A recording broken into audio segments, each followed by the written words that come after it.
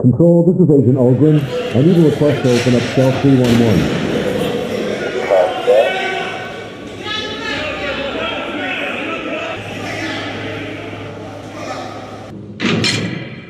FreeMe Podcast.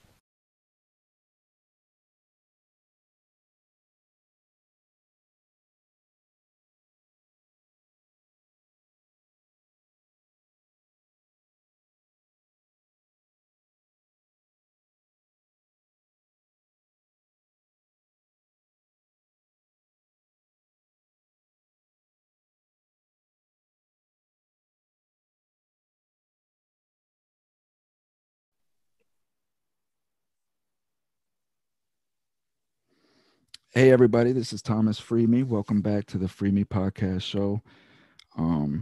Today I have a special guest, Mr. DJ Vodicka. I do want to say, you guys know me by now, and you know that my moniker is there are no such thing, there's no such thing as a good cop. But if there was one man that could argue against that and has a proven record to show that, it's Mr. DJ Vodicka. Now I have been reading his book, The Green Wall, the past couple of days. And what I appreciate the most about this is the fact that it's completely unbiased and transparent, just from an officer's point of view. And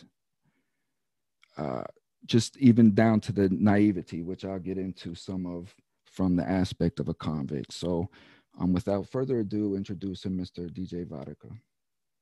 Hey, Thomas, thanks for having me on and connecting. We haven't done it in a couple months because you were trying to reach out to me. But yeah, I just want to share you my story and my career within the Department of Corrections in California and what I had endured and what I had to do and just stand up to do the right thing. You know, this is a serious subject. Prison reform in the United States is a huge topic right now. And there's a lot of good officers in there, but there's a lot of bad officers in there. They make it hard on people who want to do their job. And I was one of them. You know, they made it hard on me I wanted to do my job, but I stood alone, you know, and I had to do the right thing. And it's all about the human race, you know, and that's how it came upon. Well, and that's what I'm going to kind of want to delve into a little bit as well, because, you know, me being the convict I was, I associated with the police very little, but I knew that they had a job that they were there to do. And I didn't want to interfere with that as little as possible. And as you describe in the book, like some of the interactions and the training that you go through is completely true, you know? So again, the transparency is remarkable, and I appreciate it greatly, because I am a man of truth at this moment, and I really want the citizens to understand the truth about us inmates, the truth about officers, the truth about our police, our system, our criminal justice system, the truth about prosecutors. And the only way to do that is to be like how you were in this book, just completely transparent, open about what you saw, and you gauged it logically against your upbringing and what you were taught from your parents, you know, and it just didn't add up. And you knew that you had to say something because honor meant something to you, right? And it still means something to you, apparently, because this career that you wanted so badly for yourself, you've sacrificed in the name of truth and honor. And I respect the hell out of anybody that is willing to make that sacrifice in the name of truth. So yeah, Thomas, you know, I mean, my childhood was awesome. You know, my dad was in the military. He retired out of the military, and I grew up in a small community in California, in Camarillo, California, which is about 50 miles north of Los Angeles. And you know, I always wanted to be some type of in law enforcement. I was really intrigued. I used to do ride-alongs with a guy across the street who was a deputy sheriff, and when I was a teenager, and I wanted to get into this career. You know, I really wanted to get into it. And shortly after I graduated high school, I attended a junior college in California, Moore Park College, and played college basketball there, and then got a degree in criminal justice. And went on to a school on a scholarship for basketball in Texas. And, you know, I played there for about 6 months a year. I sort of got burned out, and then I came home and I joined the United States military. You know, I went because law enforcement at the time, there was a hiring freeze for everything.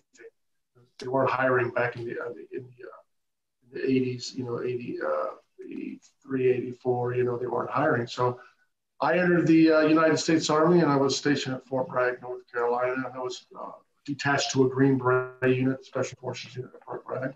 I did 4 years there, and then about a year before I got out, my dad sent me an application for the California Department of Corrections, because at that time the prisons were expanding huge because the third strike was coming into effect, and LA County jails were overcrowded, and they needed to move these guys into the prison system. So they started building prisons.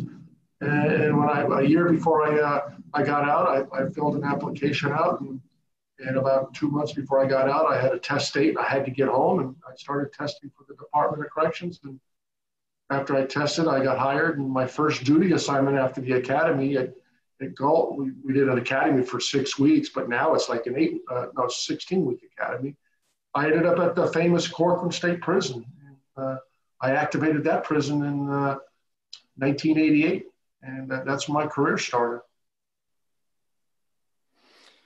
So was it that you wanted to get into corrections because you saw that you could fit in there and do something, or was it that just corrections was a government job and you were leaving one government job and filling it with another? Well, you know, I was young. I mean, I was 25, I think, when I went in, 24, 25. And yeah, I just wanted a job. You know, I wasn't thinking that mentality. I just wanted to get in and get a good job, a good paying job that would benefit my career and my life later on in my life. So you had no idea of the hell that you were getting ready to get into? That's correct. No idea. I mean, you know, when I was a fish, and they call us the fish, and you know, the inmates and convicts, hey, there's a fish walking, here's a fish, and you guys, let's test them. Let's see if we can get on them and get over them. Maybe they can work for us or whatever. And I didn't adhere to that, you know, but you're coming in that academy, you're coming into an environment where these guys, convicts, have been doing time for practically their whole life before you were even born, you know, and they want to try to work you, and that's what they call you, a fish. Well, that's what I want to share a little bit, a little excerpt out of the book. So you quote here, you say, "I can remember the night before my first day as a yard officer. Out of the tower on the ground amongst the inmates, I couldn't sleep. I kept going over in my mind all the warnings I've been given by the academy instructors about dealing with inmates. Don't tell them anything about yourself. Don't wear your wedding ring. Don't talk about your girlfriend or your kids, what kind of car you drive, where you live, nothing personal. They've got friends on the outside. They'll remember you for years. They've got nothing to do but watch you. They can read lips. They'll never let up if you look like a victim. Never show fear." Now, this is what was instilled into you at training, right? So you're going on as a naive kid into this gladiator type arena, and this is the mentality that they tell you. After all the years of spending as a corrections officer now, do you still believe in this training, this ideology? Well, you know, I mean, yeah, because I mean, Thomas, I do believe in that for a reason, because in the academy, they drill that into your heads, you know, don't share information, you know, with, you know, as far as, you know, that information you share. Like, you know, the thing about the wedding ring, you know, people wore wedding rings and all that, but, you know, talking to them on a personal basis and letting them know where you live and what kind of car you drive and all that. Yeah, we were trained that way, but the officers they lose that training thought when they get in. And they do discuss, some officers do discuss their personal lives with the convicts and inmates and all that. You know, they have that rapport because they trusted the convicts and inmates. But then again, some of the convict inmates wanted to get information on them because later on it can come back and bite them on the street. So it's a pick and choose type of thing. That's who you want. You know, I was comfortable around the convicts and inmates, and I shared them, you know, much as information I could, you know, but come to my personal life, I didn't share who my family was, what my wife was named, that kind of stuff. But I told them where I grew up at and what I did. And, I mean, they're human. It's not like, I want to keep everything confidential for them. But they do install that in the academy. So then you continue on saying, in the morning, I unwrapped my brand new Class B greens so I'd look the best. The shirt was straw colored with a departmental patch on the shoulder. The twill pants were olive, not drab olive like the U.S. Army, but lush olive with a gold stripe down the seam. In my shirt pocket, I placed 2 gold pins that matched the pants stripes exactly.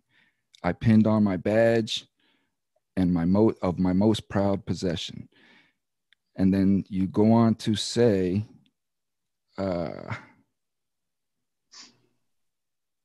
you continue on to describe as you enter the yard about the inmate and how you were received, right? And go ahead. No, what was you going to say? Go ahead. No, yeah, I always like to be highly clean, highly decorated, highly groomed, highly professional. That even to this day I'm that way. I wore, that was our Class A uniform. That's our Class A with the piping down the side, our gold pins. I wanted to be professional because that's the thing I perceived on the inmates who saw me as being professional and not a slob or some guy that doesn't take care of themselves. And we had officers like that came in there with the wrinkles on the uniforms, boots weren't shined. That's how I perceive. That's how I wanted to perceive me. I'm glad you said that. So let me break all of this down from a convict side now. So I'm specifically talking about Marvin Lloyd and how he received you in the book, right? Mm-hmm. So I'm putting myself in that, and I'm looking at you, and I'm walking, and I'm seeing this guy come in, pressed to death with his belt, got his confidence from his new uniform. This is how we're looking at him. So yeah, to us, it's funny because we're sitting there and just like how you say, man, like, look at this fish, man. He has no fucking idea what's going on, and there's so many different angles because, like, yeah, now say I'm sitting in my bed and I'm thinking about it last night, and I'm like, let me think of a scenario how I could use this fish, right? There's the scenario of this fish so the viewers can understand how we think as far as convicts and how we would use Mr. Vodicka's naivety in those moments. So we see this guy, he's coming in. We know that he's bolstered up with his new uniform and his pens are all aligned. I mean, we spot all of this stuff, how shiny his boots are, because one, this is a new person coming into our environment, right? First and foremost, as you just described about the clothes and the demeanor, first and foremost, when you're coming in the way that you're coming in, we already know. First, we're going to say, okay, this guy's a fucking walker, right? Here's a guy that takes his fucking job. He's got pride in his shit. He's going to be walking the unit. He's going to be harassing us. This is the first thing that we spot about you, right? And see, a cat like me, because I was never a quote unquote speaker, I was always somebody that was always referred to, right? And I had very, very manipulative ways because I was always a smooth talker. I'm a very articulate person, and I'm very observant of the wedding ring and things like that, because these are things that I use to break the ice with officers to extract information from them, as you say. So I see you go into your office, I'll step to you. Hey, Vodicka, what's going on, man? You're new on the job, huh?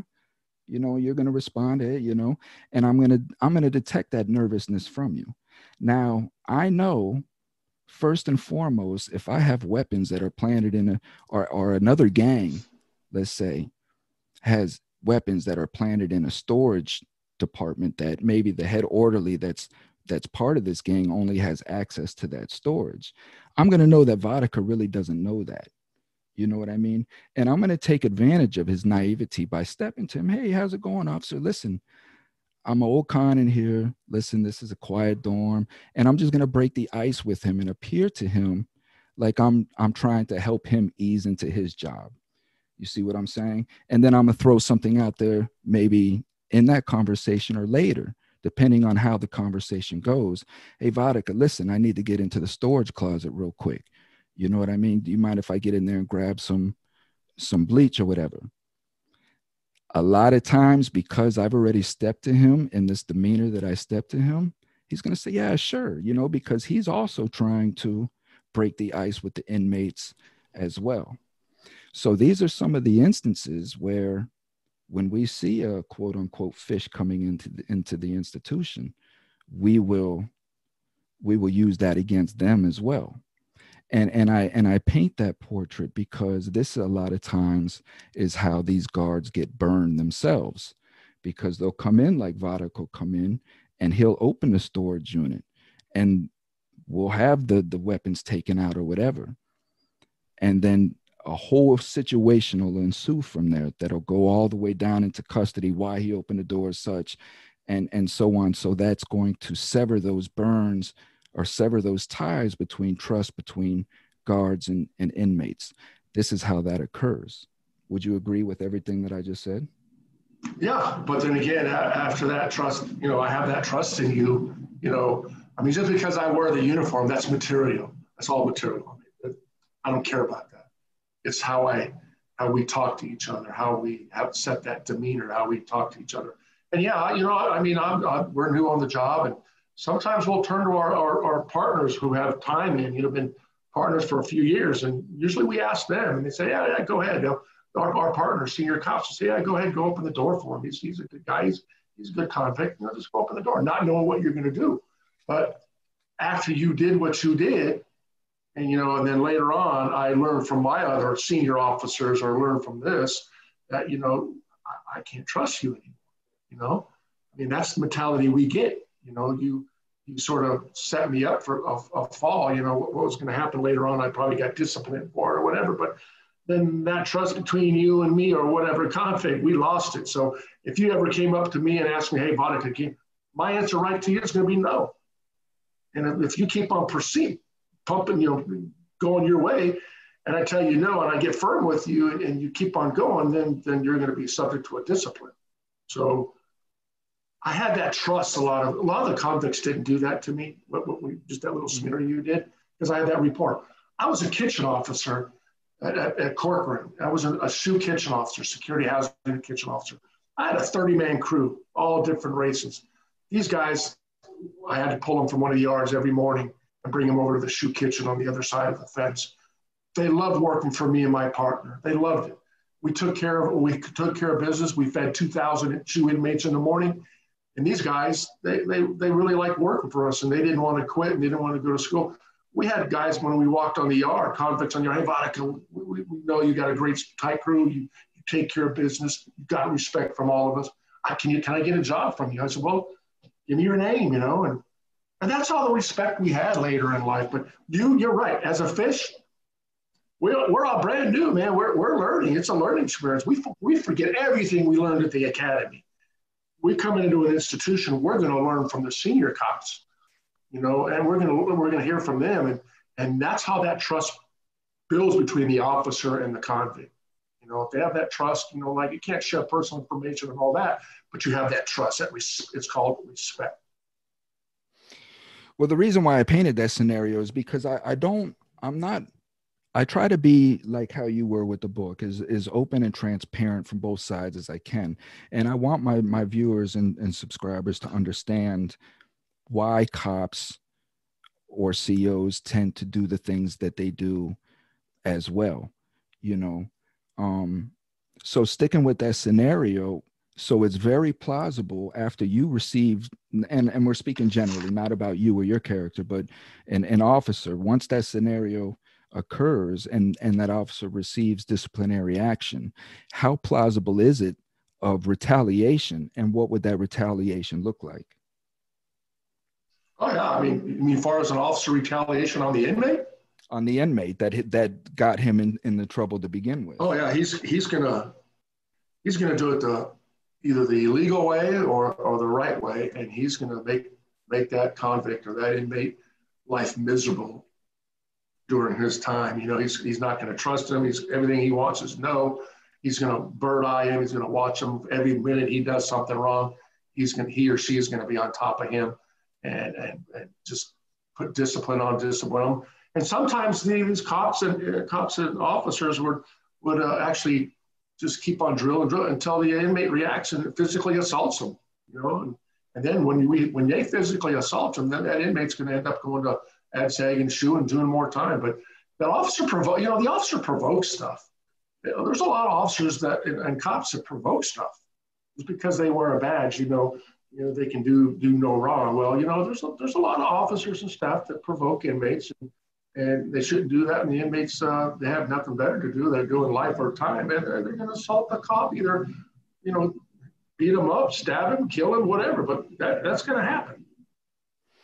I appreciate you saying that, and you seem like you're reasonable and you're logical and you're of sound mind to me. So within saying that, let me ask you, how much mental health is affiliated with the prison life, as far as just the administration, the staff? I mean, how many unstable individuals have you ran across through your career? You mean officers or inmates? Everybody, just everybody intertwined within the prison structure. As far as the officers, you know, would you find it true that a deranged psychopath, well, that the prison scheme is a breeding ground for psychopathy, is what I guess I'm trying to say. You'll have officers that'll go get a job because they know that they can go in there and just beat on inmates, you know. And then of course we have inmates that are inmates because of some of the atrocities that they've done, you know. And then, you know, the sadist warden that allows all of these things to occur, you know. How much of that have you seen in your career? Well, it all talks about in the book, Thomas, the green wall. That's where the green wall comes in. These guys are, you know, sadists. They have the controlling of the warden told them to put fear and intimidation into these inmates. You know, do what you got to do. These convicts and inmates aren't going to run my prison. And these officers have mentality. Your book covers one prison or two, or, you know, just several prisons. So is this plausible in prisons all across America? Is there an untold amount of green walls going on? Yeah. You know, I do a little research. There's stuff going on all across America. You read all the time about officers abusing inmates and killing inmates, and officers being walked off the prison grounds by the FBI or federal or termination. But, you know, it's these officers, yeah, it's an ongoing problem, an ongoing issue, and it has to come to a cease somewhere, because it's getting out of line. I mean, I'm just surprised that I haven't seen a full-blown riot or a takeover in the California Department of Corrections, because these officers are doing wrongdoing on convicts and inmates that have real bad mentality, and, you know, they work them. They work them because they know they're not going to do no wrong. Because who are the courts going to believe when they take down an inmate? Who are the courts going to believe? They're going to believe the officer before they believe the inmate. I mean, come on, that's just a given, and that's why they have these. And again, I appreciate you saying that, because again, what we're doing is we're exposing what media's part in this, and just how you said, the stigma that because you hear that there's a riot going on, that the inmates are out of control, we're animals, and we need more enforcement, more lockdown, more ADXs, more supermaxes, things of that nature. And media uses that to create the stigma in the people's minds, so they pass these bills, and it's all accounted for. And what I'm trying to expose is the fact, like the Lucasville riots that I'm covering on some of the other episodes, and now, as you just described with these riots, is inmates. Listen, man, we don't want no problems. Our life is fucked up enough as it is. We're separated from our family. Our thought process is fucked up. Yeah, you have gangs that have agenda inside of prisons, but for the most part, people are really trying to correct their lives. They just don't know how to. And we're put in these situations where we're dealing with these guards being dicks, You know, the food is horrible. The way that we're treated and talked to is horrible, and so on and so forth. It creates animosity to the point to where, like, you know what? The only way that we're going to get attention about what's going on inside of this prison is to start fucking bucking. You know what I mean? And hopefully we can buck enough to where we get news media coverage, and then we can get some. This is how we think, and these are some of the things that we discuss and we talk about, because it doesn't stop. The food doesn't stop. I was involved in an incident where I was transferred from Texarkana to Three Rivers because I got an altercation with officers in the chow hall on Hamburger Day. Right now, I was fed up because we're supposed to get a proportion amount of food. That's law, right? It's constitutional law. And we weren't getting that, to the point to where we're taking measurements of the food and we're showing it, and they still won't do anything about it. And there's one day I snapped, right? And I just had enough. And I went to the food manager, which was a female. It was widely known from inmates that was working in the mess hall, like how you say, right? And you can verify things that I say. She was having multiple guards coming in and out of her office. Is this something that the inmates would be privy to, that information? Would they know multiple guards coming in and out of the food administration, office? Yeah, I mean, officers went in all the time, and they had that free will. You can't just stop an officer going where they want. The food manager call them in. They'd go in there and they'd discuss what's going on, and the officers can tell the food manager, "Hey, look, let's cut back on these guys' trays. They can do whatever. They control the environment." Right. So, and the inmates see this. I mean, it's up to them to adhere to it. Yeah, pardon me. Excuse me. So no, and this is what and the inmates, they see all of this going on. So it was just known that this woman was having multiple affairs with guards that were coming in and out of her office, staying 30, 45 minutes at a time, such and such. So the reason why I say that is because as I'm talking to this woman about the food, and I'm telling her, like, this is bullshit. Like, we're constantly complaining of this food. She tells me, you don't complain about it when it's good. Don't complain about it when it's bad. At this time, one of these officers that frequently went into her office came up behind me and told me to go sit the fuck down. Right. So when he said that, I looked over my shoulder and I said, listen, whatever you and this chick's got going on, I don't have nothing to do with that, but don't ever come at me like that again, partner. And I turned back to her. And when I did, he had grabbed my arm and tried to pull it to him. And I shifted, I just turned my hip and shifted, and he came over my hip. And when that happened, of course, I'm rushed. I took a step back and I tell the guys, I put my hands up as to come in, and I'm like, stop. I said, I'll go wherever you want me to go, but just do not manhandle me, please, And this is, again, in the middle of the chow hall and Hamburger Day, so it's packed, it's full. So they try to diesel therapy me, back in the shoe.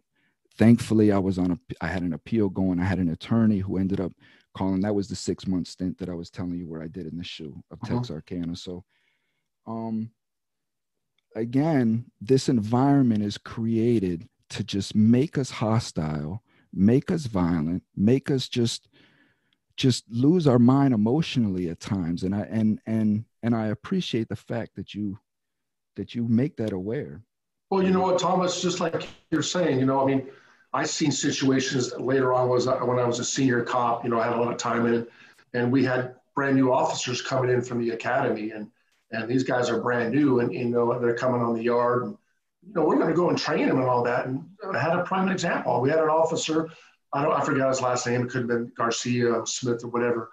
And we told him, hey, you treat respect, give these guys respect and all that. You're going to get respect back. The minute you talk down to them and you throw them on the wall and you try to be Mr. Macho, you got a badge and everything. And I told this young guy, I said, hey, just watch what I do. Come watch how I demeanor with these guys. you'll see the respect these guys got. They'll call me, hey, Vodicka, how you doing? And I wouldn't call them, hey, convict, and hey, Smith, what's going on? Or you might call them, you know, I didn't call them by their first name. I always call them by the last names. You see how that works, you know? And he says, yeah, I see it. But his mentality was, I'm going to do it my way. Even though you're telling me I'm going to do it my way. I said, well, fine, you do it your way. Well, I went home on my days off that day, Fridays, I had my weekends off. I came back in on Monday and I said, hey, where's Garcia at? You didn't hear? You didn't hear? I said, no, what happened? He got assaulted, man. He took it upon himself to manhandle and talk down to these convicts that have been doing time. And these new cops, fish, they won't listen. You know, they won't listen to senior cops that have been around. You know, and he had it coming. He got jumped, got beat up pretty good. And you know, the inmates got sent to Ad Sag and Shoe, he had it coming. And I told all the officers, hey guys, he had it coming. You know, you don't come into an environment where these guys are doing time and flex your muscles and do what you got to do. You know, it's all about, like I said earlier, respect. You're absolutely correct. And the way that I looked at it, and a lot of us convicts looked at it, is like, who the fuck is this dude here? Right? Like, what do you know? You know what I mean? Like you come here for 8 hours and you think that you're in here doing time with me. You know what I mean? You get to go home and you get to relax and you get to unwind and you get to have a drink with your buddies. We don't, you know. So when these officers would come in there with that demeanor, you know, like they're a convict like us, they would tell these dickheads would tell me, you know, oh, I've been doing time for 15 years. What the hell are you talking about? You know, it was the respect. And like you said in the book, right? I always respected an officer that referred to me as inmate, because that's what I was. I was an inmate. Address me for who I am and what I am in that moment, and I'm going to do the same with you. I'm either going to call you boss man or I'm going to call you CO. I've had some tell me, listen, I'm not your boss. Don't call me that. I respect that. I'll call you CO, you know? See, that didn't bother me. I mean, I had convicts and say, hey, boss man, what's going on? Hey, CO, hey. A lot of them would call me last. Hey, Vodicka. Hey, boss man. Even here on the streets, when I'm here in the community, you know, where I'm at, I go take care of some business, you know, personal business. And some people who work in different environments, hey, boss man, how you doing? Hey, you know, it sort of clicks, you know. I mean, am I thinking, hey, had this guy done time or whatever? But I don't care, you know. It's just that's the meter they came up in. But it didn't bother me. I mean, it didn't bother me at all. But, you know what I mean? What really bothered me is when we talk about the green wall, when you ready to talk about that green wall, because that really bothered me. And, you know, and I was an officer, senior officer, and I got thrown under the bus by the warden. And I'm not going to allow that to happen. So. Well, that's what I'm going to get into now. I just want to establish a character base of sort of your reputation within the prison and the convicts, the inmates, because it's important. Well, Thomas, I'll tell you right now on that. I told the convicts and inmates, they knew me. I was a straight shooter. You know, I wasn't by the book. You know, I didn't write a lot of disciplinary. And I did, I tried to talk to these guys, verbally counsel them. Hey man, you fucked up, dude. You know, try to do the right thing, go the right way. You know, but if it was a serious in nature, yeah, I had to act on that. But you know, they're doing stupid things or out of bounds or whatever. Instead of putting paper, I'm just talking to them, you know. And sometimes I went up to the shot callers of that group and I said, look, hey, so-and-so is like doing stupid things, you know. Oh, yeah, Vodicka, we'll talk to them. And then next day or 2 days, that convict would come up to me or inmate and say, hey, Vodicka, thanks. I really appreciate it, man. So I let them work it out, you know, instead of me working it out. But it's all about, you know, just allow that to happen. And see, again, the reason why I'm spending time on this, because this is a roadmap. This is how inmates, convicts, and guards are supposed to associate with each other on the front line, just like that. You know what I mean? I should be able to come to you because I'm hustling as well. I have a family to feed. You know, I should be able to come to you. Hey, Vodicka, listen, man, I'm going to run tattoos today. Is that okay with you? You know, and you may say, and that didn't bother me because you know what? You're going to do it anyways. You know, I mean, that's a minor offense for me, you know? And this is the thing is again, that comes to that trust of knowing that I can even come to you with my hustle. You know what I mean? Because it's contraband. And by all means, you could say no, and I'm coming to search your cell right now. So, but I would know not to even approach you if that was the case. So, well, the thing too is, and I tell these convicts and inmates when I was in, I says, remember this: you're the mouse, I'm the cat. If I catch you and it's criminal activity, then you're going to face the consequence. Vodicka, total respect. If I caught an inmate bringing in drugs or dope, you got it coming, bro. I'm going to nail you. I'm going to nail you, and I'm going to nail your visitor. You know what right and wrong is. But if you can get away with it, then you're right. If you can get away, you're up on us. That's fine. But if I catch you, you're going to have to face the consequences. And they all had no griefs about that. Okay, so I'm going to start off reading these names. And all I want you to do is just, just tell me yes or no that they're involved with the Green Wall, currently, has been, and such. So most of these I know from reading the book, but I just want to put the names out there. So we have Walter Faulkner. Yes, he was part of the Green Wall. And there's physical evidence on that, and it's in the book and all that. And yes, but from what I understand, he's no longer with the Department of Corrections. I think he was terminated this past year. Okay. Anthony Ivanovich? Ivanich, yeah, he was, I don't think he was really a part of it. He was basically a follower, type thing. He hung out with these guys. The Green Wall members were all part of the investigations unit, the ISU officers.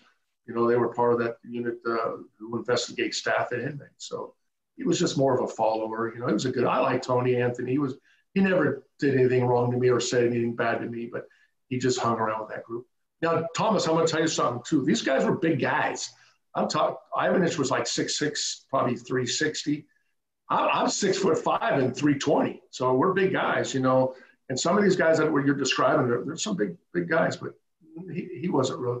He was just he hung out with the guys. Mm-hmm. Associated. Right. But see, again, how would I be if I said the same thing that you said about me hanging out with the ABs or anything? How would I be perceived?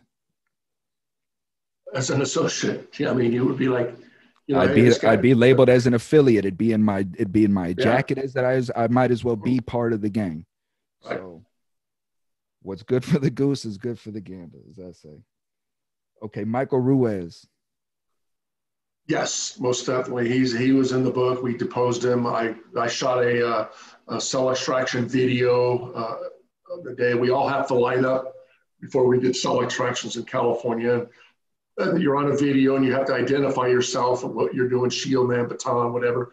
He was the last guy, and he said he was a leg iron guy. Right before he came on the video, he threw up a gang sign, what we call a gang sign, like a W. If you get your thumb, pull the middle finger down, and you look at your pointing finger, your ring finger, and your small finger, it looks like a W. And he threw it up on his chest. And I'm like, right away, I knew what that was right away. That's a Green Wall symbol.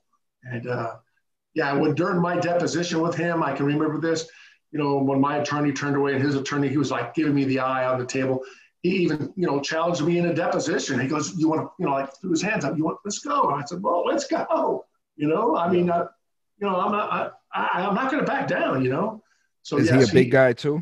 Nah, he's 5'10", probably 160 pounds, but he was all mouth, and he was Napoleon part of the syndrome. Yeah, he was part of the CERT team, what they call a special enforcement response team. They're like the SWAT on the streets, but inside, and he was gun-ho and all that. And I remember going to the range one day to do shooting and qualify. And as I was walking to the room, he did the slap to a lot of officers, like, keep quiet, because I'm in the area. And, I didn't appreciate that. So, and I didn't like it. Is he still active? Do you know? I don't know. I don't know if he's retired or Okay.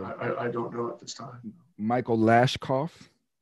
He's a good guy, Michael Lashkoff. He's a good guy. He was one of the followers, and yeah, he was associated with the guys in the Green Wall. But I don't know if he did any real criminal activity or stupid stuff. But he was a big guy and part of the ISU officers. And from what I understand, he left that prison system and went into paroles. But I don't know if he's most of these guys are probably they're probably retired by now because they're up in age.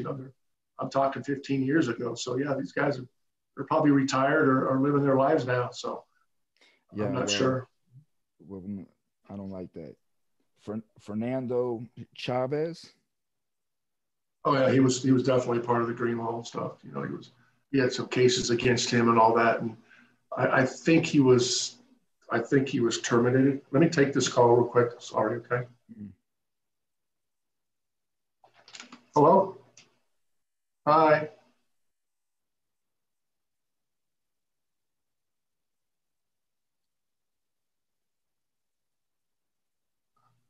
No, I'm gonna pick you up. We're gonna do the coffee. So I'll leave here in about 15 minutes then. Okay. All right. I got about 15 minutes, buddy. Yeah. Sorry. I can edit that out. So, okay. So, Sergeant Celia. Sergeant Salai. He was the ISU sergeant at the time. I worked with him at Corcoran back in the day, and he was part of the squad. And actually, these officers brought a buck knife into him, and with a green handle on it engraved on the buck knife. Hey, this is for you from the 723. And I don't think he was just like, he wasn't a part of it or anything like that. He was just like, he knew about it, and he just, Somebody that had a certain amount of power that Greenwald could use. Oh yeah. He was that type of guy that, Okay. He probably received benefits from oh yeah. Well, those guys on the squad were part of the Greenwald.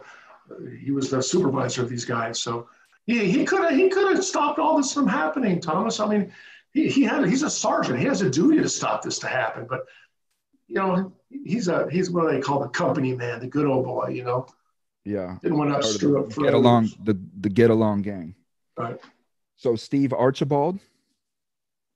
Nah, he was a follower. He was just like, wanted to stick his nose into things like that. And he gave me some confidential information, and I took it to his superiors and shared it with them, and he got kicked off the squad, and he's a nobody.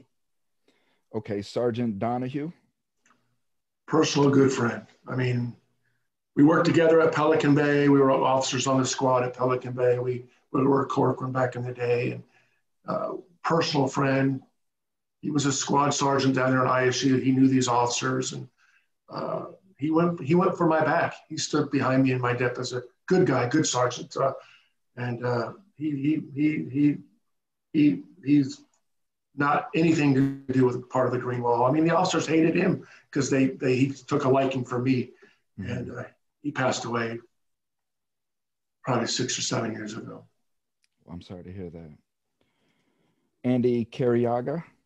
Just a follower, wanted to get his nose into business, nothing to do with the Greenwald. He was just Mr. Know-It-All. He was part of the squad, but he wasn't a Greenwald member. He's retired. Officer Barbuto?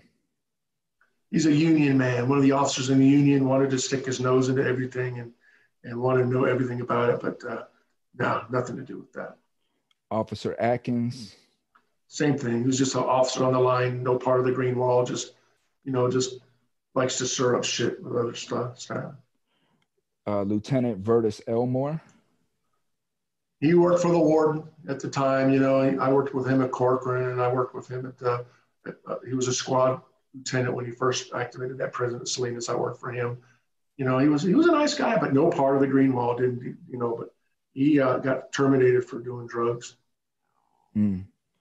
Okay, and then we have Warden Anthony Lamarque. He was the king, Anthony Lamarque. He's the one who threw me under the bus and got this whole book started and all this whole case going. I had trust in him. He ordered me to write a report about staff misconduct about the Greenwald. He called me up to the office and he asked me, hey, I want you to, I need to know all these guys who the Greenwald is. Well, sir, I work with these guys. Well, I need it, Vodicka.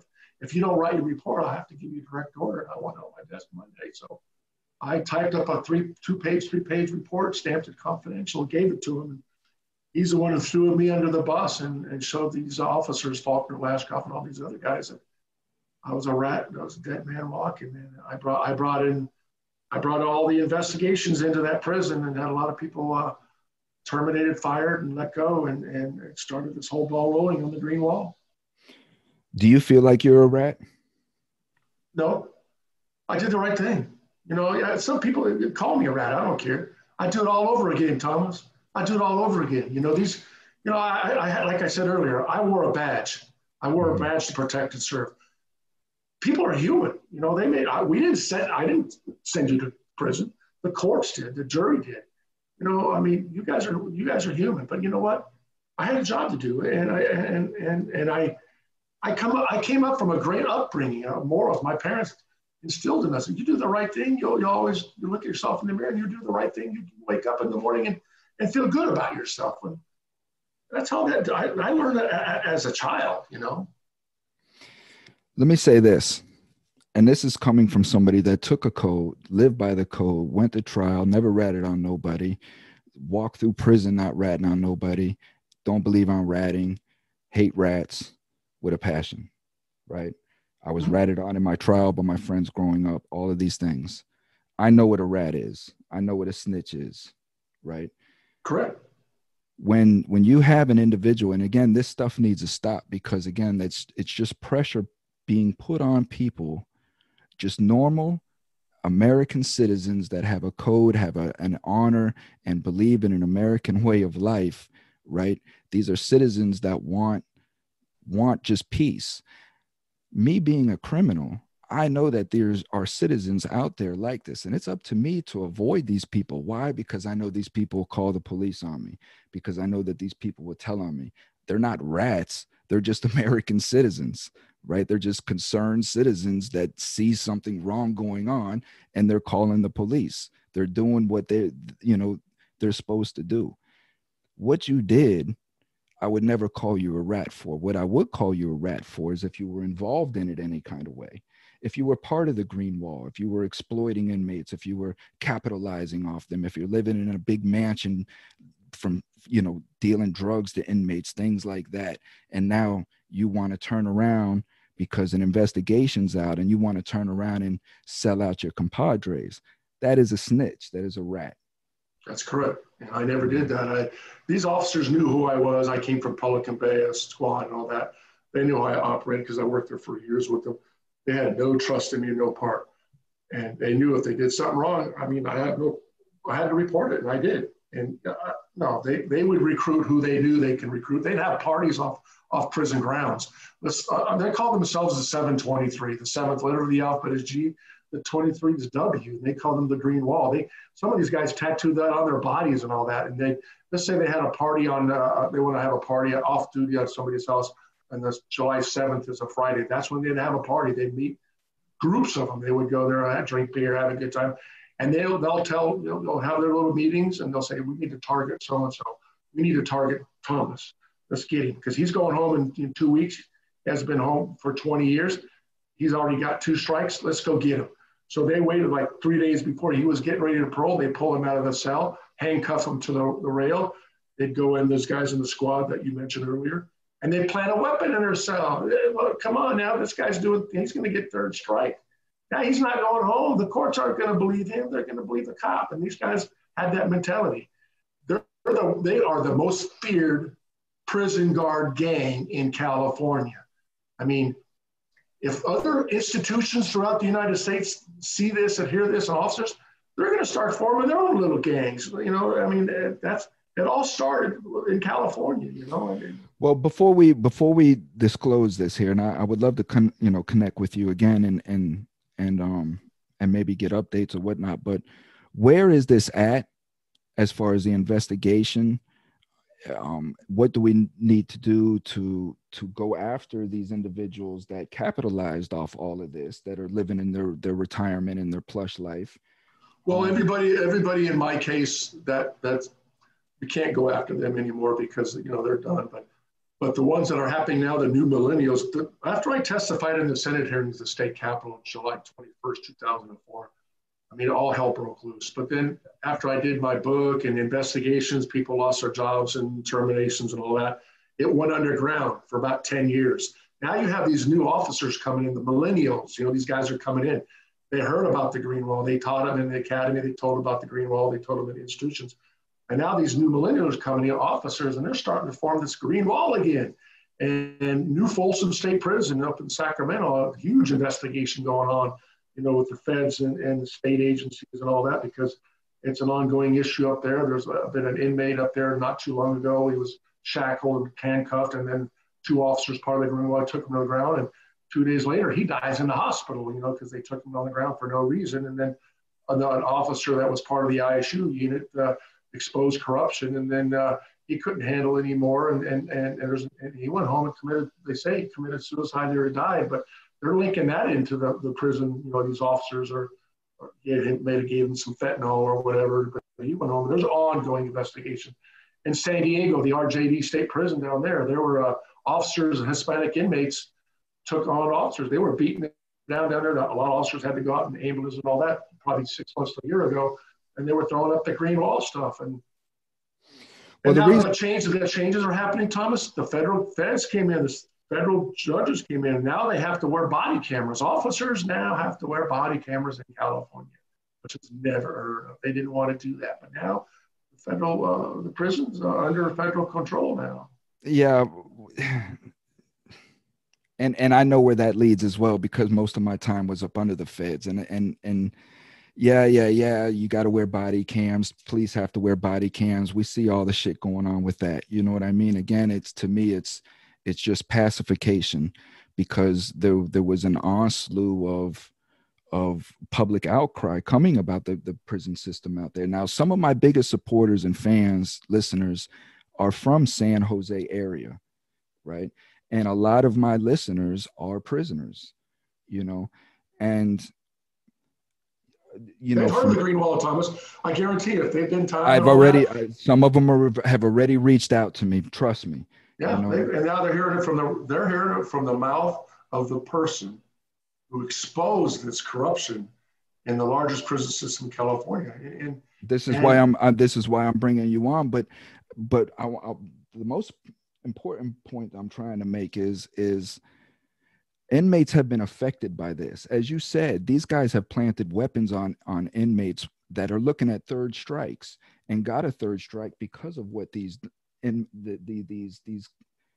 fucktards have done. You know what I mean? And I want to know who those inmates are. How can we get those things reversed? Is there any way that these guys that have suffered and are still in prison, that could have been home many years ago because of this corruption, can we do anything for them? Well, yeah, if the inmates reach out to the lawyers and all that, there's lawyers out there in California. Okay, do you know any of these attorneys? I've got some of I can't give you their names right now, but they've been in contact. There's a couple lawyers out of the Bay Area, couple lawyers out of the Sacramento area. They're representing inmates as we speak. Okay, I want to get. I can't talk about that. Okay, you can't talk about that? I can get me and you later when we talk later, but not online. I can give you the lawyers' names that are representing inmates. Yeah, because I'll send that on Twitter. Absolutely, thank you. Because I'll add links into it so these guys know how to contact if they've ran into the green wall. Any of these officers that I've mentioned that was confirmed by DJ Vodicka, I will be putting a link for you guys to connect to. Well, the thing is, too, you know what's sorry, Thomas, is after I wrote my book, I self-published it in 2000. I control the rights to it. I can't tell you what's going on, but they're talking about making it a feature film or some type of series. That's the farthest I can talk about that. But in my book, it tells all, but my book was banned from entering the Department of Corrections in California. My book was not allowed. But you know what? It's not on the ban list in the Department of Corrections. They have to put out a ban list every year. It's never been on there. It's just, my book comes into the mail room, they're going to pull it.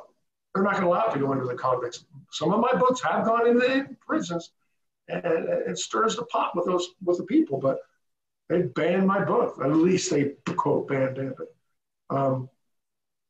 Anyways, I really appreciate this conversation with you and all that. And I look forward to talking to you soon again. But, would I do this all over again? Absolutely. People are human. Just because they're a convict inmate and they did something wrong on the street, you treat them with respect. I always treat them with respect, and I got that respect back. Yes, I love doing my career in the Department of Corrections. In my 16 years before I got out, I was assaulted one time by a mentality inmate who wasn't all there. I got gassed. But you know what? But other than that, I had the respect from everybody. But I had the officers, when I did what I did, they all turned on me except for my lawyer and a good friend of mine, Joe Reynoso, who's in the book and stuck by my side. But everybody else who I thought were friends don't want nothing to do with me. And you know what? They weren't friends. And I had to experience that as well. You know, I had to go through my own trials and tribulations to understand what a true friend really is. But I in no way, um, I in no way look down on anything that you've done. I applaud what you've done. There are people that are suffering because of this. And these people, again, like I say, these are individuals. How can we rehabilitate ourselves when we're under the pressures that we're under? So this is, again, another episode that I'm bringing forth to try to expose that rehabilitation is full of shit. That's not our agenda. Although it is shifting, it is changing. And I would like to see that progress and continue. However, there's still a lot of corruption at the expense of inmates. So DJ Vodicka, right. man. You know what, Thomas? I appreciate you putting that book out there and all that. And I think everybody who listens to your podcast or your viewers, you know, I'm promoting the book, whatever, but read the book, because once you read the book, you're going to say, yeah, he did the right thing. And those fuckers, you know. Yeah. So the book is very powerful. No, it is. And my listeners have the FreeMe TV stamp of approval, because like I say, I try to bring unbiased honesty to my listeners. And that's what you've done with this book. Whether you like COs, you agree with them or not, this is just a transparent view from a CO's eyes that really just wanted to go in and just do good and be just, and what he found. So it's worth the read just to understand what's really going on inside our prison system. So once again, thank you for being you, doing what you do, having the courage to stand up, the sacrifice, everything that you do in the name of what's right, partner. Thank you. You know, Thomas, and I really appreciate that little graphics you did on YouTube. That's a killer thing, man. That was awesome, bro. I tell you, I gotta be a designer. But you know what? Anytime we need to do this again, reach out to me, okay? Absolutely, partner. You take care. Stay safe. All right. Buddy. Bye-bye.